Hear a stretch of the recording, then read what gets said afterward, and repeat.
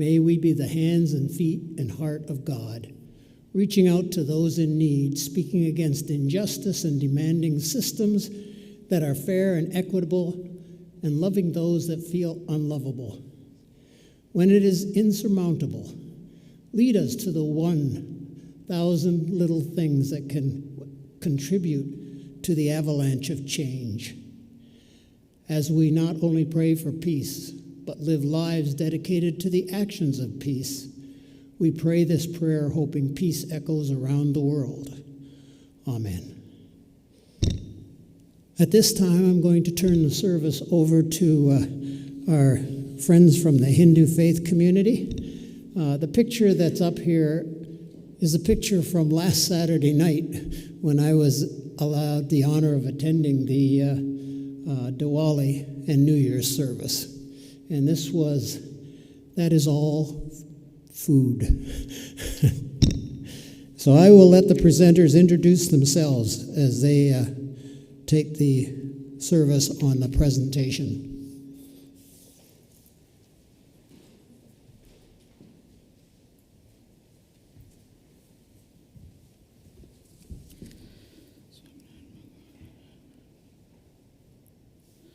Namaste to all of you, and thank you so much for giving us this opportunity to share with you all our faith and belief and understanding of Hinduism and how it has made our lives better. I pray to God that at the end of this session, we all leave with a better understanding of Hinduism and a profound interfaith respect. So Hinduism is a very complex and comprehensive topic, and even a lifetime is not enough to understand all the principles and concepts of Hinduism. So I'll try to do my best and give you all a glimpse of what Hinduism is. English being my second language certainly doesn't help, so I beg your pardon for any inconvenience that it may cause. So Hinduism, as we know, is one of the oldest living religion. It is a profound spiritual tradition that encompasses diverse philosophies, rituals, and practices. Originated in the ancient Indian subcontinent, Hinduism is characterized by inclusiveness and adaptability. It is this inclusiveness and adaptability is what has kept Hinduism alive and thriving across ages. Central to Hinduism are the sacred texts of Vedas, Upanishads, and Bhagavad Gita, which collectively form the cornerstone of Hindu philosophy and theology. Hinduism is known as a Sanatan Dharma, which is forever. It is not confined to a single founder, scripture, or belief system. It is the way of life that connects spirituality with mundane and emphasizes on dharma, karma, moksha, and believes in the interconnectedness of all living beings. By dharma, I mean duty, karma is action, and moksha is the ultimate liberation for all human beings. Hinduism can mostly be explained with 7 darshans and 4 sampradayas. Darshan can be known as Hindu philosophies, and sampradayas can be understood as a Hindu tradition. In Hinduism, various schools of thoughts, philosophical and theological, are called darshan. In its deepest sense, darshan refers to a direct spiritual perception and realization of the essence of all things and being. The commonality among all Hindu philosophies is their belief in transcendental reality, the Vedas as the supreme authority, and moksha, which is liberation, as the ultimate goal for all human beings. The great acharyas of India established their own Vedic school of thoughts by writing their own commentaries, interpretations on Vedas, Upanishads, and Bhagavad Gita. Some of the greatest acharyas and gurus of India are Adi Shankaracharya, Ramanujacharya, and Vallabhacharya. Their brilliant commentaries from time to time are unique contributions to Hindu philosophy and reflect the spirit of academic freedom in interpreting and establishing the diverse school of Vedic thoughts. Hence, from outside, Hinduism may seem like different streams, but it's nothing more than different interpretations made by different acharyas from time to time of the same basic Vedic fundamental understanding and principle. Now, talking about the sampradayas, or talking about the four sects, it's basically Vaishnavism, Shivism, Shaktism, and Smartism. Vaishnavism is a group of followers, or is a tradition where mostly Lord Vishnu is worshipped in various forms of Ram, Krishna, and other avatars. The believers of Shivism worship Lord Shiva in many forms, and the Shakti worshippers worship the form of goddess Parvati, who is also a consort of Shiv. And the last one, the Smartism, is a tradition where all five deities, which is Vishnu, Shiv, Parvati, Ganesh, and Surya, which is sun god, are all worshipped. Now, you all might be wondering, is there one god or many god in Hinduism? That's the most common question that comes up. So the dominant impression about Hindus is that they worship many gods, but in reality, for many Hindus, their experience of Hinduism is only through the devotion to one single God. All Hindus believe in one supreme God. The many deities and gods are manifestation of one supreme God. The focus of supremacy in different Hindu traditions or sampradayas is on the particular deity, which is also referred to as their Ishtadev. Amongst Vaishnavas, some believe Lord Vishnu to be supreme, while others believe Lord Swaminarayan to be supreme or their Ishtadev. Hinduism allows this freedom of worship and belief of supremacy. Therefore, in each Hindu sect or sampradaya or a tradition, there prevails the principle of one supreme deity without denying the existence of other deities. This does not mean that there are various supreme gods in Hinduism, but all that means is that one supreme God is believed by various followers to be their respective deity in their worship or way of tradition. The Vedas state that the Vedas has described this in one Sanskrit verse, which I'll try and explain, which is Ekam Sata Vipra Bahuda Vadanti, which is one. Why do different people or different gurus interpret it as in different ways? In essence, any devotee through his or her sadhana or genuine devotion, prayer, meditation, service to his or her own deity would eventually be blessed with realization of Supreme Paramatma God and the ultimate spiritual experience. The different images and murtis that we see in temples is nothing more than a way of realizing the divine reality by the devotees. Now let's talk about some of the rituals and philosophies which are very dominant in Hinduism. Now, Hindus are often referred to as idol worshippers. Now, we call it Murti Puja. Now, we don't refer to them as idols, but we call them Murtis because we see them as embodiment of the divine. Murti Puja refers to worship of a Murti, which is a physical representation or image of a deity in Hinduism. This practice is a central aspect of all Hindu rituals and is deeply rooted in the belief that divine can be accessed and revered through a tangible form.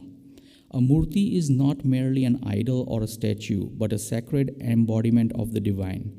It serves as a medium for devotees to connect with God, who is considered infinite. Through murti, the divine becomes accessible to devotees in a relatable and personal form. The purpose of Murti Puja is to help devotees focus their mind and heart on the divine. Also to express their love and faith through the act of offering flowers, food, donations, and prayers, the one that we saw in the photo. It also fosters discipline, mindfulness, and connection to the divine. Hence, the philosophical foundation of Murti Puja is based on the idea that infinite divine can manifest in many forms and that humans often need a form to relate to God. It is a way to transcend the physical and reach the spiritual. Another core philosophy of Hinduism is karma. Which we all are very much aware of. When we talk of Hinduism, karma is one of the most predominant philosophy that comes up. We Hindus believe karma, which is action performed by an individual, have consequences which shapes their present and future experiences. This concept forms a fundamental aspect of understanding life, mortality, and the cycle of birth and rebirth. Karma philosophy emphasizes personal responsibilities. While us all individuals have the freedom to act in a way we want, but that we must also accept the consequences of our own actions. This encourages ethical living and self-awareness. Karma is the reason behind one's destiny or fate. The quality of one's karma determines the circumstances of future births and whether one progresses towards liberation or not.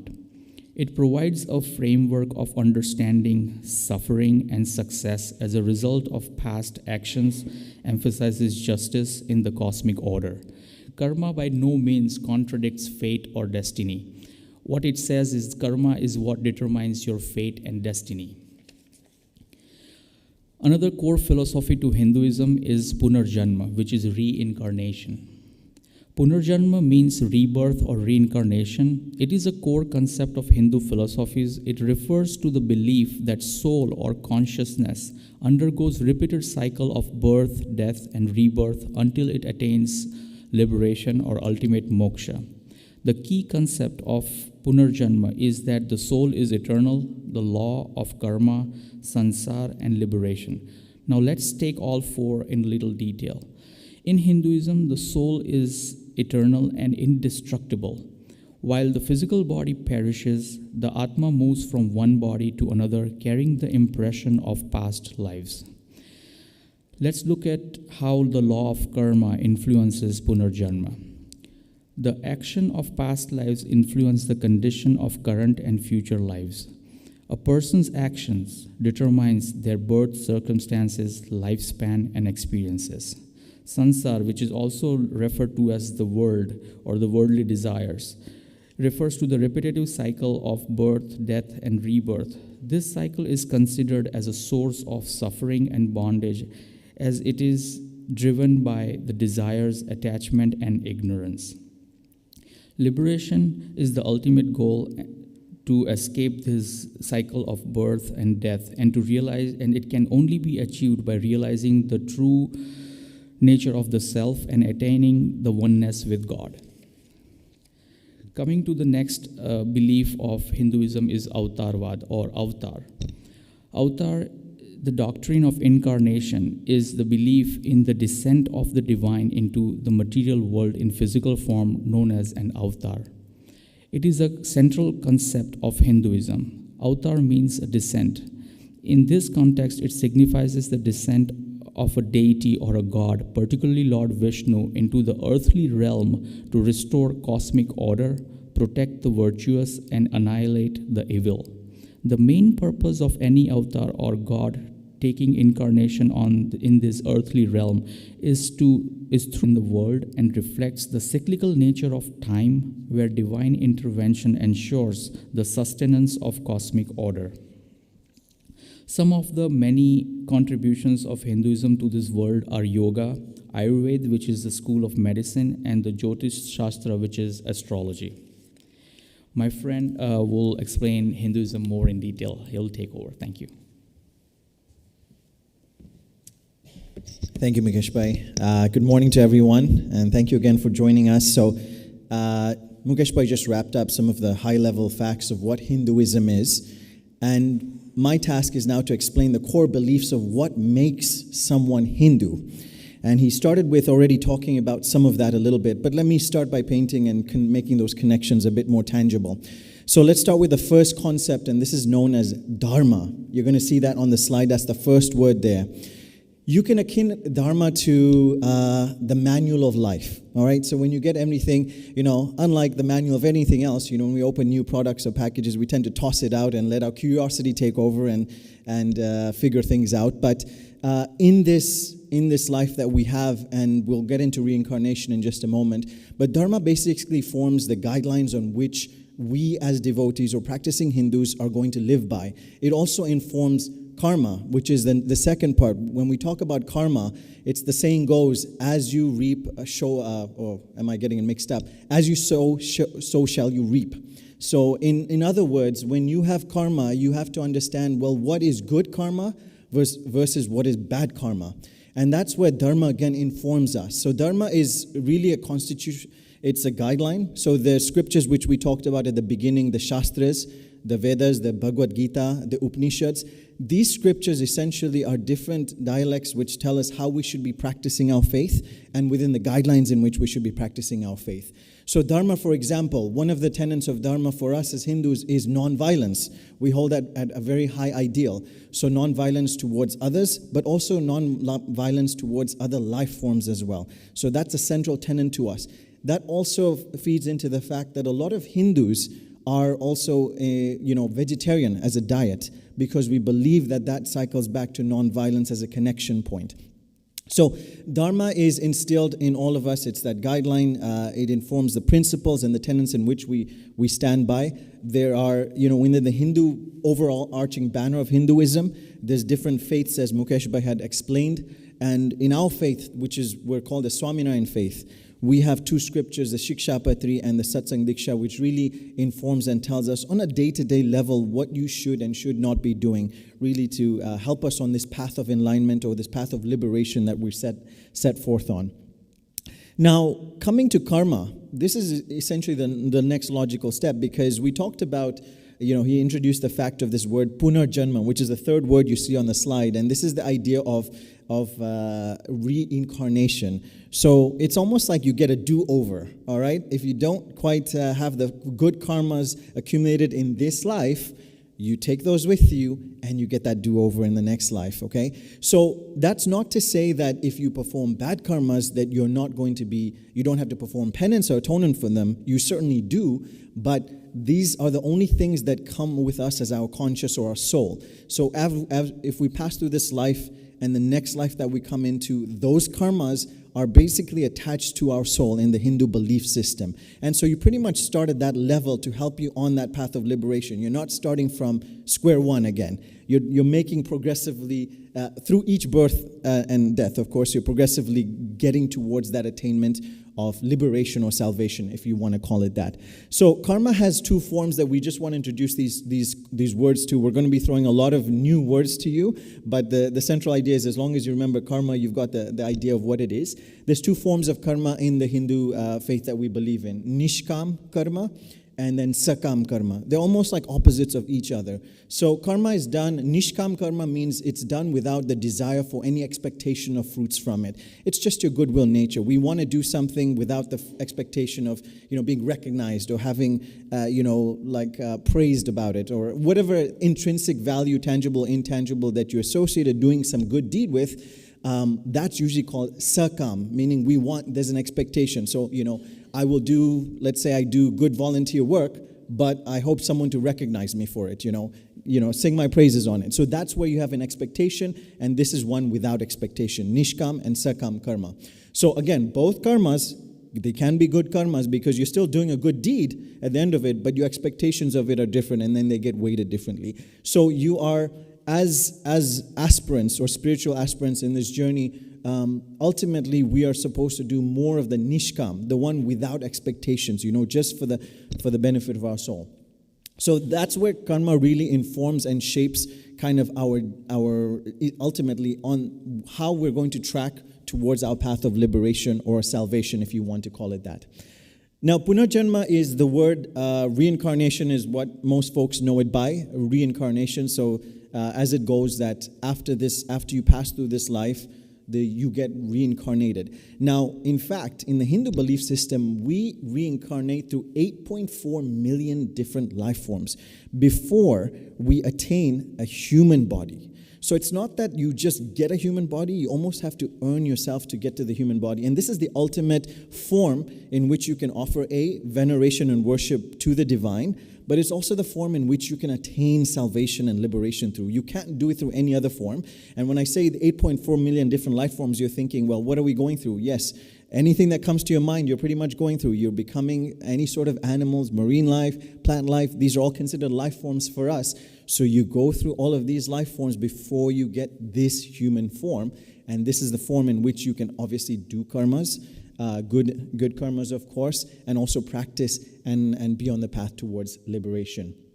So that's where this puna it reinforms and reinforces. It's almost cyclical, where you if you stick to the tenets of dharma, which is your guiding principles, how you should live your life, that will reinform that you'll have good karma, and based on that good karma, you're going to progressively get further.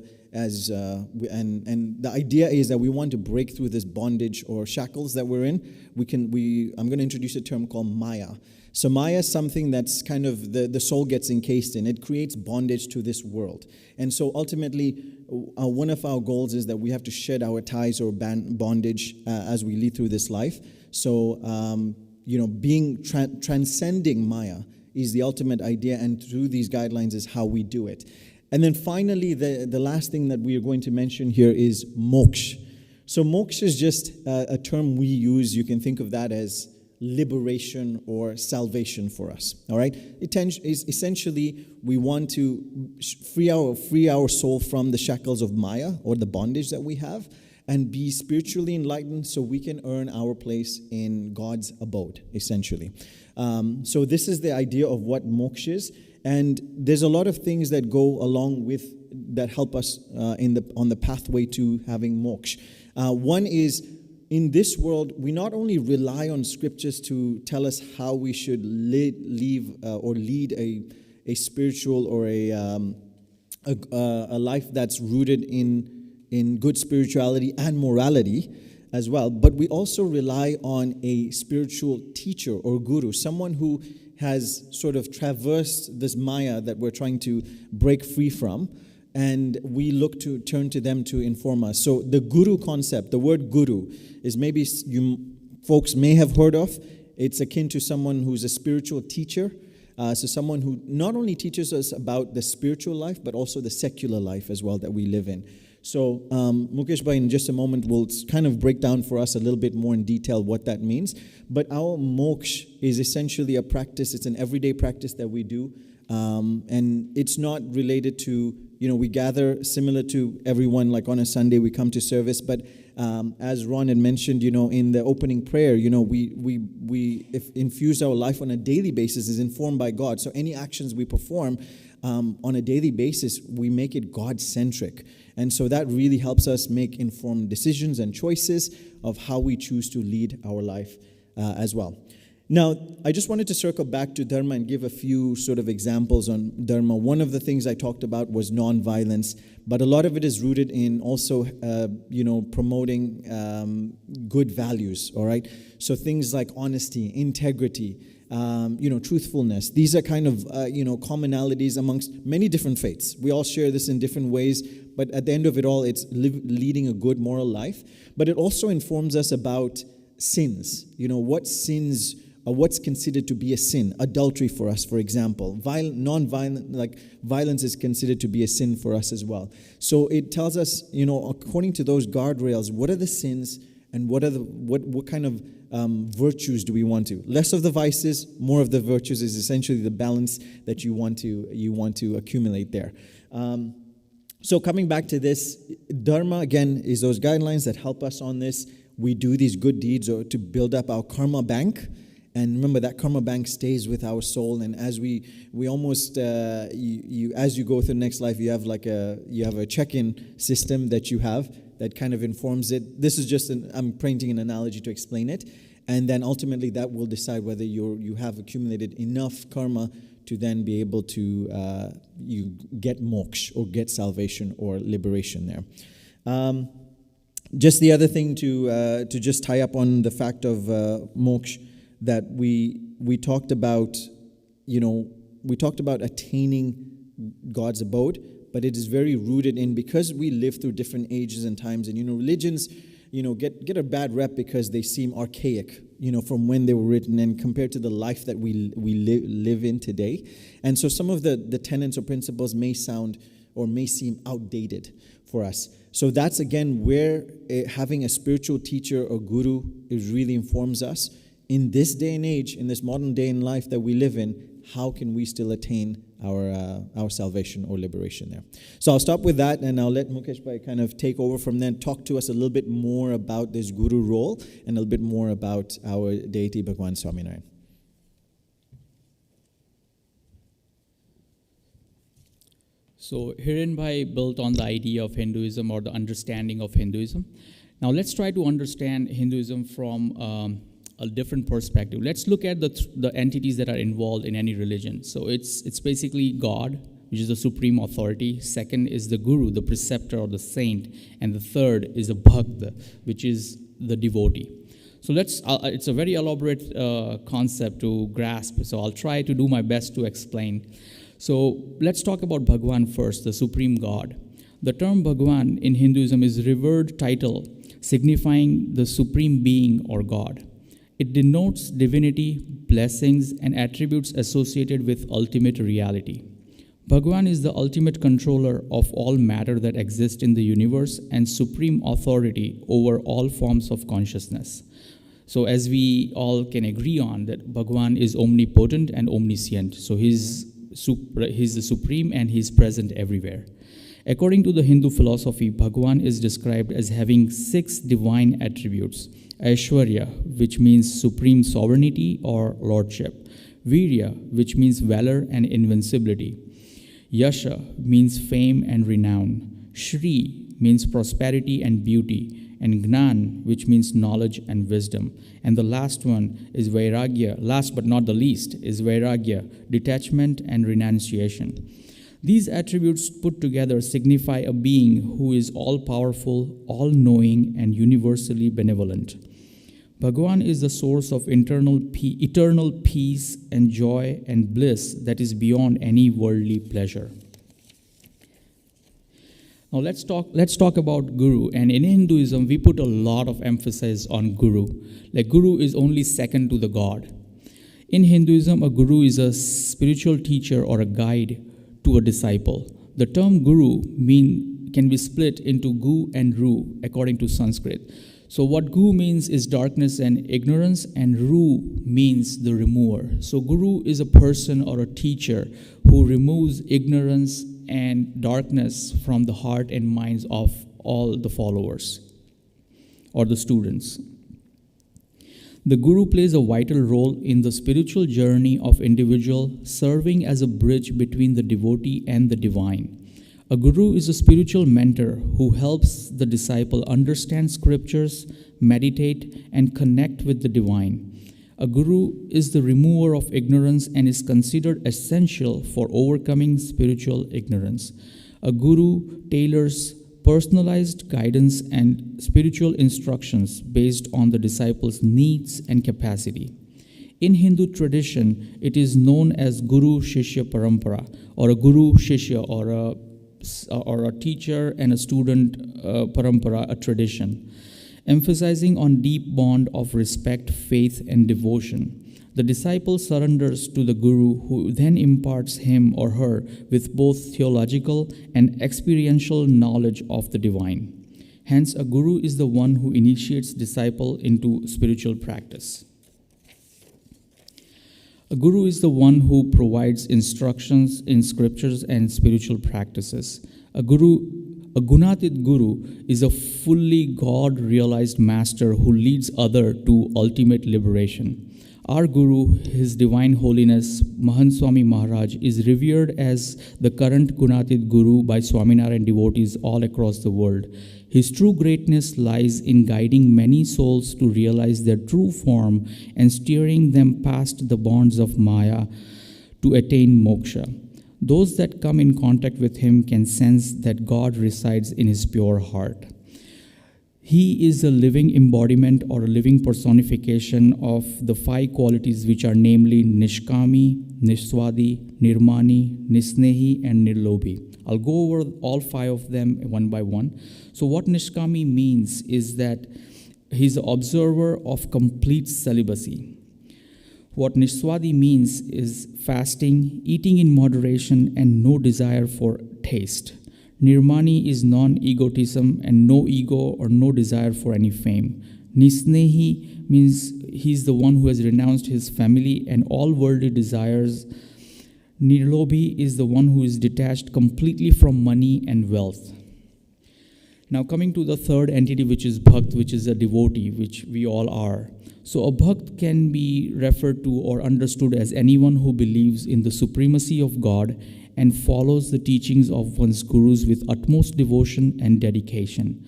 A bhakt who set his or her course of actions towards realizing moksha following one's guru's teachings.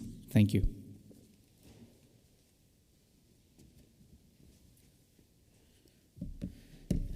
So as Mukesh Bhai just concluded there, we wanted to just now talk about some of our rituals and practices that we have. Hinduism is known for many different sort of celebrations that we do throughout the year, and Ron had put a picture up just at the start of it, which was our Diwali and New Year celebration, which we just concluded about 2 weeks ago. So along with that, but on a daily practice, what do Hindus typically do, or what do Swaminarayans as us, specific to our faith, do? One thing that we should mention is that we have a few different sort of rituals that we go through throughout the day. The first and foremost being that in order to offer worship to God for that day, you need to purify yourself. So as all practicing Hindus, part of routine, first is that you wake up in the morning, and usually, not that I get to do this often, but you're asked to wake up before sunrise and do your morning ablution. So, bathing and doing the rest of it, that's a body purification. Now, mind you, I haven't been able to stick to getting up before, sunrise by any means. But nonetheless, what we're trying to convey here is that you do have to just purify yourself before you are able to worship God for that day. Now, this ties into the next thing that you have to do.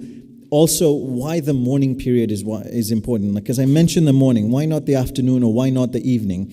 Because in Hinduism, we believe there's certain states of mind that you go throughout the day. And the morning is the most ideal time. You're in this, what we call the sattvic state, which means where you have better promotion of more spiritual activities during this time rather than any other times throughout the day. So the morning period is regarded as highly valued and highly regarded to be able to express your spiritual faith and have the right mindset to be able to also offer devotion.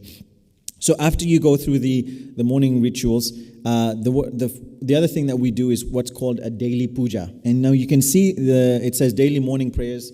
That's what you can akin it to. This is a personal prayer that we all do as Hindus, and you can see in the image there that it's laid out, and we have the murtis. So Mukesh Bhai mentioned the word murti, which is murtis are found in different images. So it could be either an idol or it could be in the image form. And so we have these image forms of our deities that we worship, that we lay out, and we go through the morning rituals. Now, part of this morning ritual, what does it involve? Well, it involves a few different things. It allows us first to pray. So we express our prayers. It also allows us to express gratitude for the life that we have, for having roofs on our heads, and just being able to really be appreciative of everything that we have in our life. It also allows us to pray for things that are personal to us, maybe for our career, for our own aspirations, for our family, but also for our the community at large. Things like for peace, for example, as well. So part of the ritual, part of what entails the prayer, it can last different, it can vary in length depending on what you're doing, but we also meditate during this time. So the meditation would be just something personal to you, that you recall the images of God, you recall some of the spiritual teachings that you go through. So it's almost a time of introspection and reflection as well, for your daily, kind of looking back at the previous day or looking forward to how you're progressing. We also turn the rosary. We call this the mala. So the rosary is composed of 108 beads, and we turn the rosary to help us concentrate, but we also repeat a mantra at that time as well. Now, part of the opening, song that you heard, which is the word Swaminarayan that was being said, that is our mantra. So we repeat that mantra as we're going through this daily puja and go through our thoughts that really help us anchor our sort of spiritual teachings as we go through the day. Along with turning the rosary and concluding that, we also do what's called pradakshina. Now, we don't have a picture of pradakshina, but what that essentially is you go in clockwise direction around the images that you've laid out. And the significance of this is just a reminder to us as devotees that anything that we do throughout the day is central. You keep God and your Guru centered to it. So anything that your actions is just a way of a reminder to us to say that we need to lead a God-centric life. So, in our choices and decisions and actions that we do, we have to keep them kind of focused in line. That'll keep us on our path. So that's a little bit about the daily puja. That happens in the morning. The second image that at the bottom that you see where someone's holding this candle wick, this is a ritual known as Aarti. Now, Aarti is performed in all Hindu households pretty much every day, usually once in the morning, and it also is performed once in the evening. Now, the Aarti is essentially a song, if you want to call it that, which is just singing the praise and glory of God. It lasts about 4 minutes in length, and part of that Aarti ritual is you turn this Aarti, we call it the Aarti, and you around the images of God as a ritual. And so this is done both in the morning and the evenings. Now, most Hindu households, you'll find, is that we have a shrine built where we house the images of God and where we offer the worship as well. So this is over and above the daily, puja that we do to ourselves. But we also have a shrine usually in a Hindu home where you would do this Aarti ritual as well. Now, along with this, you're going to see something that's very maybe peculiar to you, but maybe familiar as well to a lot of Hindus, is you can see there's a symbolism that I have on my forehead, as well as my other, devotees over here. And so this is also part of the daily morning ritual. So part of the daily morning ritual is we put on this we call it a tilak chanlo. And you can see the word there on the slide there. And so there's two parts to this, tilak. So I'll tell you what the tilak is, and it might be faint to see on mine, but there's a sort of a U shape around my forehead. It might be blended in with my tan, but Mukesh Bhai's is probably more prominent than mine. But that's known as a tilak, and then the dot or the red dot in the center is known as a chanlo. Now you'll find that most Hindu women probably wear just the chanlo and don't have the U shape, which is common. It's also associated with a form of signifying that Hindu women are married when they wear that. Now it's become more ubiquitous because you have different decorations and designs, so they're used during celebrations and stuff, where women commonly wear just the dot on their forehead. But what does this represent and what does it mean? Well, it's pretty much enshrined in the philosophy we believe in, and it signifies kind of a devotee surrendering to God. So the U shape is for us represents God's feet, and the chanlo represents the devotee bowing down or surrendering to God, essentially. So this is the representation of us, and this is what we carry with us. Along with that, there's a deeper connection to it. Part of bowing down also means not just surrendering, but we also, we surrender our thoughts and mind and our logic as well to God as well, and help Him inform the decisions that we live in. So that's just a little bit of a signification or symbology that we have. The last thing I'll just touch on is the last word you see there. Again, a mouthful, Ghar Sabha. What does it mean? Ghar is just a word that means home. Sabha means like a gathering. So what is this, a home gathering? Well, our guru, Pramukh Swami Maharaj, our previous guru, was a big proponent of this and had introduced this to our practice, our daily practice. And he mentioned that we want our devotees to do Ghar Sabha. Now, why did this stem? What was the reason for doing Ghar Sabha? Having a family gathering, that's no different. It's because, families these days sometimes, get disconnected. They're not always in tune with each other, what's going on. So this was a medium for that spiritually based, where a family would get together, sacred time you would have just to, talk to each other. And it could be rooted in spirituality. Maybe it could be discussing a verse or a passage that you might read in one of our scriptures that we go through, or read a verse from the scripture, in fact. But it's also a lot of it is from looking at our guru. So Mukesh Bhai mentioned we turn to our guru and his life and we hold him as an ideal on how we should progress in our life. And so there's different sort of scenarios or situations that the guru has gone through that help us, tie back to our dharma, that help us inform about it. So these are also times when there's guided Ghar Sabha.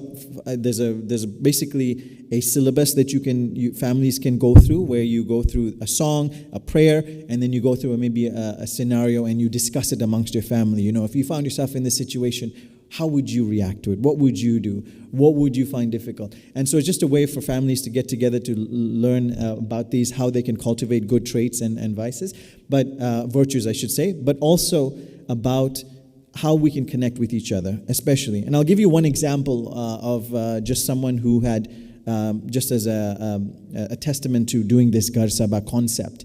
There's a family, and he was a young family, or he had about an 11-year-old son. And his 11-year-old son, the father felt that he wasn't able to really be in touch or didn't know much about him. His son was kind of a little bit, devout and, in terms of, communicating and being open with him. And so the father felt that, something was just missing in the relationship.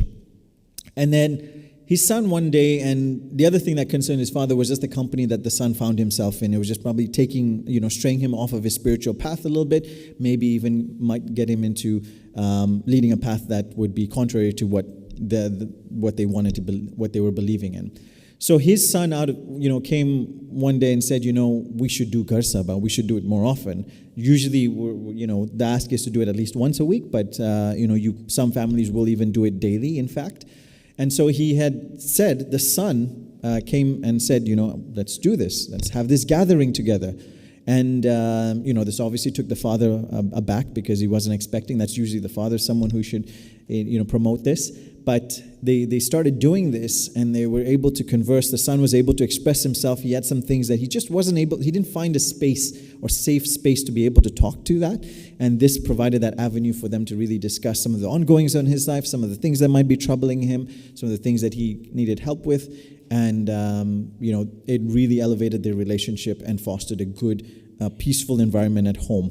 But along with this, when we talk about family relationships, also between, spouses, husband and wife, have you. This is a good opportunity just to really connect in a world that sometimes gets disconnected these days. Communication is the big key driver over here, and this really allows them to really bridge some of those gaps that they might be finding. So all in all, this is just a little glimpse of kind of our ritual and our sort of practice of the Hindu faith that we believe in. And this pretty much concludes our sort of presentation to inform you about our culture and traditions that we have. So Ron, I wanted to give you a big thank you on behalf of myself and the BAPS Hindu faith, of course, and thank you all for tuning in and listening, and also giving us a space to be able to express our devotion and faith as well. So Ron, thank you. I'll let you have the next words there. And thank you to everyone else there. Oh, they're next. Okay.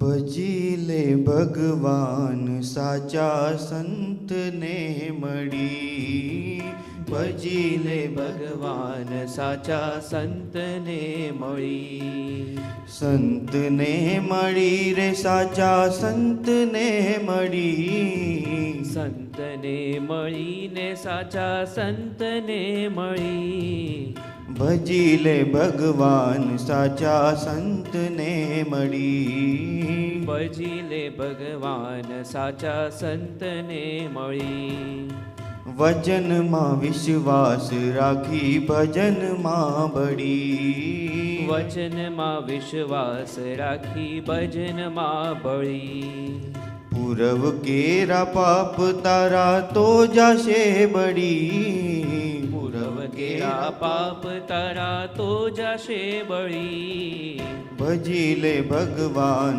સાચા સંતને મળી ભજીલે ભગવાન સાચા સંતને મળી ઓળખીલે અવિનાશી રે જે જ્ઞાનમાં ગળી ઓળખીલે અવિનાશી રે જે જ્ઞાનમાં ગળી હે રીજ છે રંગ રેલ વાલો અઢળક ડળી રીજ છે રંગ રેલ વાલો અઢળક ઢળી ભજીલે ભગવાન સાચા સંતને મળી ભજીલે ભગવાન સાચા સંતને મળી.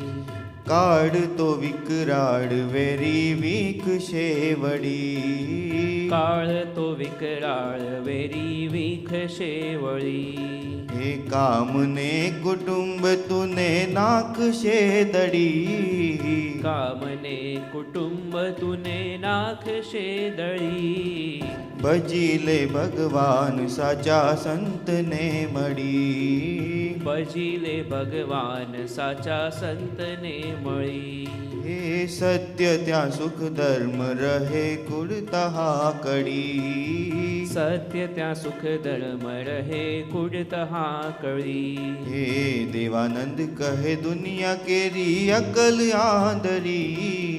દેવાનંદ કહે દુનિયા કેરી અકલ આંધળી. ભજીલે ભગવાન સાચા સંતને મળી. ભજીલે ભગવાન સાચા સંતને મળી. ભજીલે ભગવાન સાચા સંતને મળી. ભજીલે ભગવાન સાચા સંતને મળી.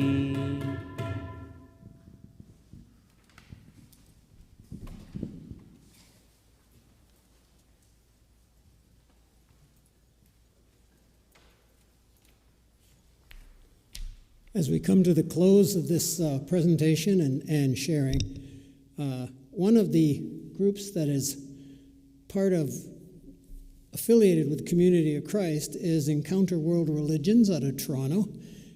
It started from Community of Christ and then became a nonprofit. And Encounter World Religions, it's interesting to note that now one of our board members is actually a member of the Toronto Temple as part of our Encounter World Religions. So I'd like to close by sharing this videotaped presentation. Brian couldn't be here. He's involved in another service in Toronto today.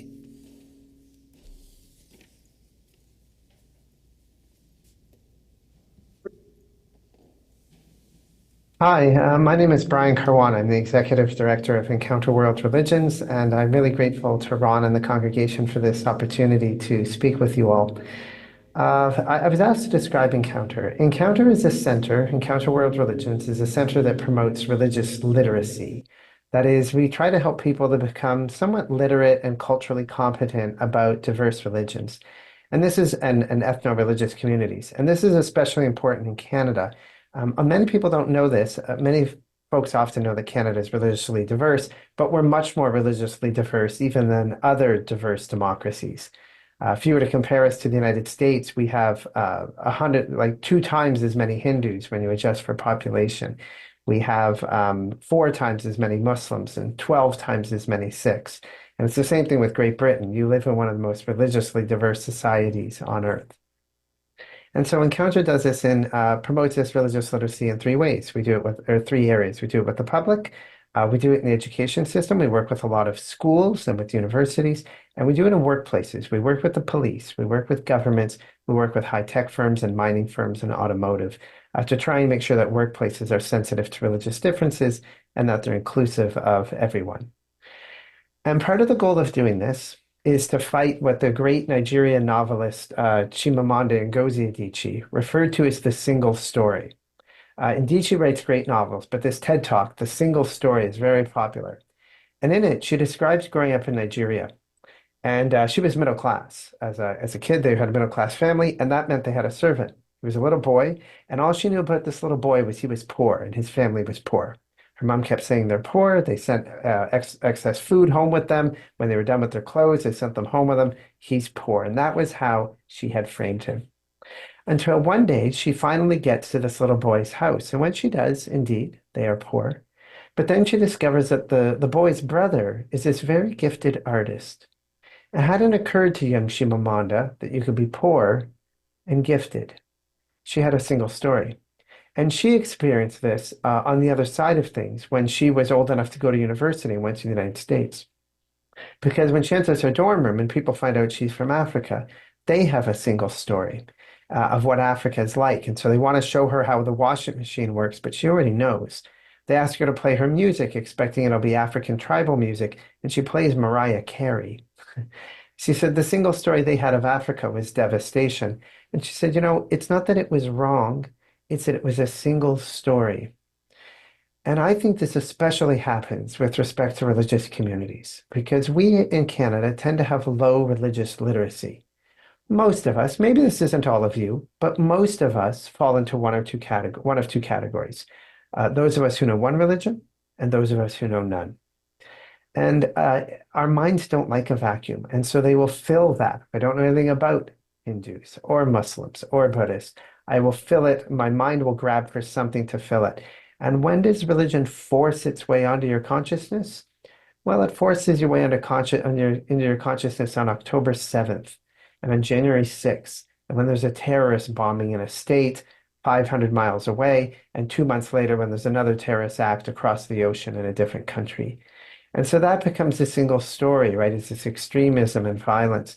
And so the goal of religious literacy is to counteract that single story, to get to know one another authentically in the very method that you are doing today. And my hat is so off to you for that engagement with one another. And that's what we do at Encounter. We teach classes, but we also try to bring people to a mandir. That is to a Hindu temple. We go to some of the largest Hindu temples in Toronto. We've been there hundreds of times. We take people to mosque and to synagogue and meet leaders and observe worship and sometimes share a meal. And it gets us past that single story. We share jokes and complain about the traffic but learn about one another too and share and sometimes are inspired by a ritual or something somebody said. And we get past the caricature, we get past the single story. And so that's what Encounter tries to do, and exactly, I think, the sort of thing that you folks are admirably doing today. If you want to know more about what we do, I'll just share a little bit. There's a few things we've got that might be relevant for you. I just wanted to quickly show her photo for you, but this is Chimamanda Ngozi Adichie. If you want to look up, she does have good novels, by the way, as I said, but if you want to look up her TED Talk, it's called The Danger of a Single Story. And if you're looking for free resources on our website, we have resources on Judaism and Sikhism and Islam and Hinduism and Buddhism at worldreligions.ca. They're called the Welcoming Workplace. We've organized them for workplaces, but they're relevant for any kind of community group you've got or just for yourself. They quickly tell you things like, what are the basics of this tradition and what misconceptions are there? Maybe 5 things you didn't know. Here are the holidays, and here's how to create a sense of welcome and belonging. And they're free at our website if that interests you. And we also have a holidays guide. Our 2025 holidays guide is out, and it's always very popular. If you're looking for something else, if you'd like to learn more, I blog at a personal website called Religions Geek. You can go there if you want, take a look at the blogs, and if you want, you can sign up. An email comes to you every 2 weeks. And it's just me blogging on a topic and sharing with you some items in the news and some things Encounter is up to. Evangelicals, why are they supportive of Trump? And why is religious literacy important for the police? We talk about the changing religious landscape at work. I talked about my trip to Varanasi, often called India's holiest city, which was just wonderful. And also a trip I took to the Sixth Golden Temple, the Vatican or the Mecca of the Sikh community. It was just a wonderful thing. So if you're interested in that, you can go to religionsgeek.com. And the last thing that I wanted to mention to you is if you're really keen, the highlight of my year every year is I get to teach a Discovery Week. And the Discovery Week is this week in Toronto where 50 participants come and we explore 11 religions and I do introductory classes to all the religions, but then we take off for about roughly 20 site visits in 7 days. And not only do we go to a Hindu temple or mandir, but we go when there's arti. We go to see the arti ritual. We go to different Hindu temples, actually, because there isn't one kind of Hindu. There's so many varieties in the way that Hinduism is lived, so we get a sense of that. We go to the mosque on Friday for prayer. To feel a packed mosque at prayer. We go to the Sikhs at night so that we enjoy the langar meal and meet our Sikh guide. And it's also a rich week, really, of exploring the world. My wife always says that I should say that it's a week of food, music, and architecture because It really is. So if that interests you, you can look that up at worldreligions.ca. The week has become very popular. We're more than half sold out for the 2025 event in July. I assume we will sell out probably by January or February if past history is any indications. But if you're interested, we would love to have you. Okay, folks, I hope that was a short introduction to Encounter. And again, and I mean this, like my admiration for you, for what you are doing today, because not to put it mildly, not everybody does this sort of thing. And it's a real effort to try to know one another and to grow in the engagement, in the encounter between multiple religious communities. And I just think that's one of the most admirable things we can do. So my hat's off to you. Credit to you, and thank you for this opportunity to speak with you today. A good day to you.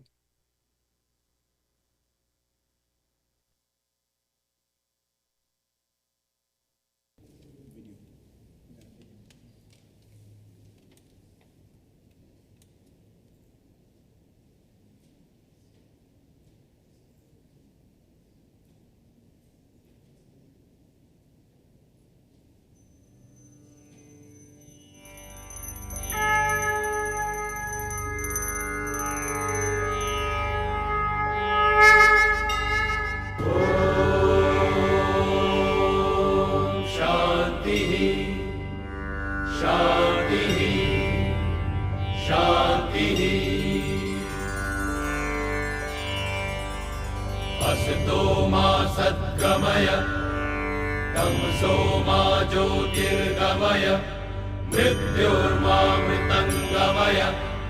सर्वेत्र सुखिनः सन्तु सर्वे सन्तु निरामयाः सर्वे भद्राणि पश्यन्तु मा कश्चित् दुःखमाप्नुयात्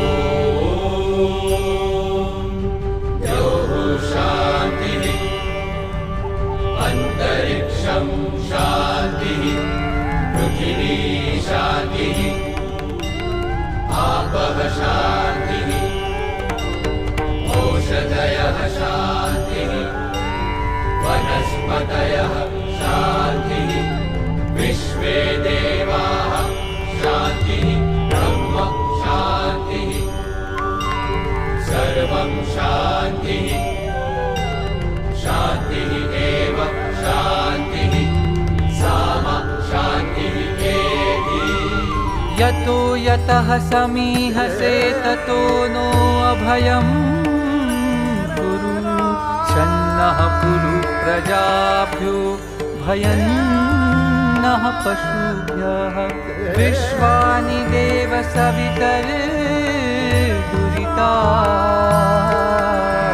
विपरासुव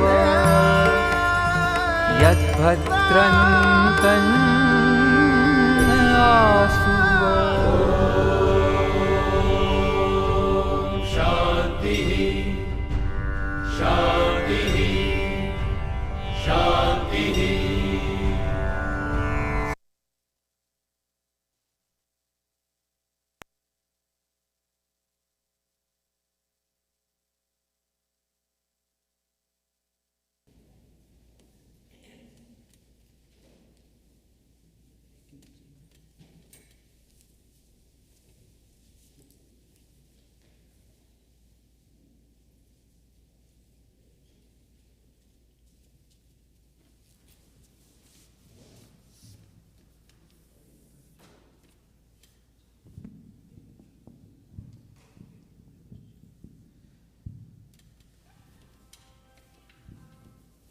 भक्तवत्सल हरि बिरुद तिहारो भक्तवत्सल हरि बिरुद तिहारो भक्तवत्सल हरि बिरुद तिहारो भक्तवत्सल हरि बिरुद तिहारो कल बल छल भावे त्यों करके खल मंडल हरि बेगे संहारो भक्तवत्सल हरि बिरुद तिहारो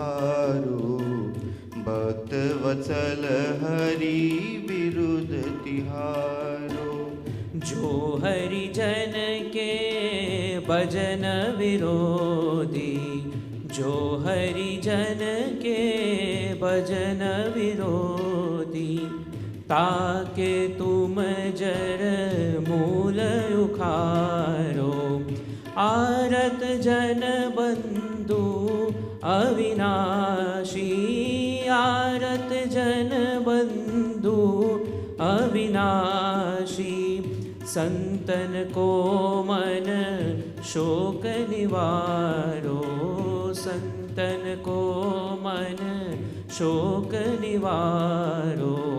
भक्त वत्सल हरि बिरुद तिहारो भक्त वत्सल हरि बिरुद तिहारो तन मद अंध धर्म के बैरी, तन मद अंध धर्म के बैरी, तिनको प्रभु अभिमान उतारो, आलस तजो भला होई के, आलस तजो भला होई के, उतनो मानो वचन हमारो, उतनो मानो वचन हमारो।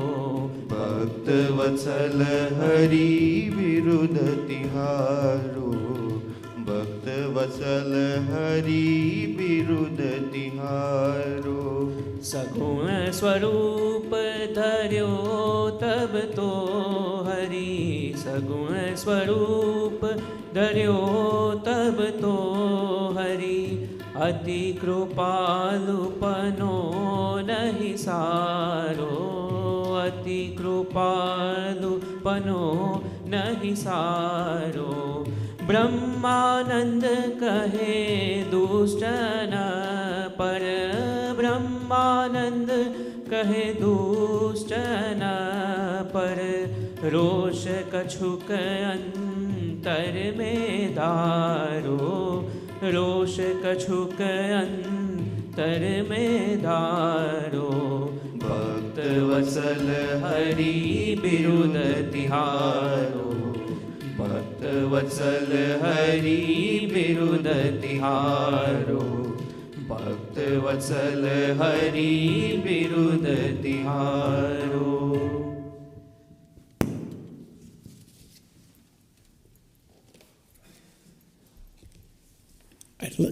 I'd like to thank our Hindu friends for sharing with us this morning. And as we leave from the front, we do have refreshments in the fellowship hall. I'm quite sure if there are any burning questions, you can ask these gentlemen. And I also want to say I appreciate and thank the Hindu community that uses our facilities here every Sunday evening for their gatherings, for the loving kindness and care that they take in the use of our facilities and treating it as if it was their own. And after we're done here today, this morning, they still got to come back this afternoon and set up for their gathering of the Hindu community tonight. So again, thank you.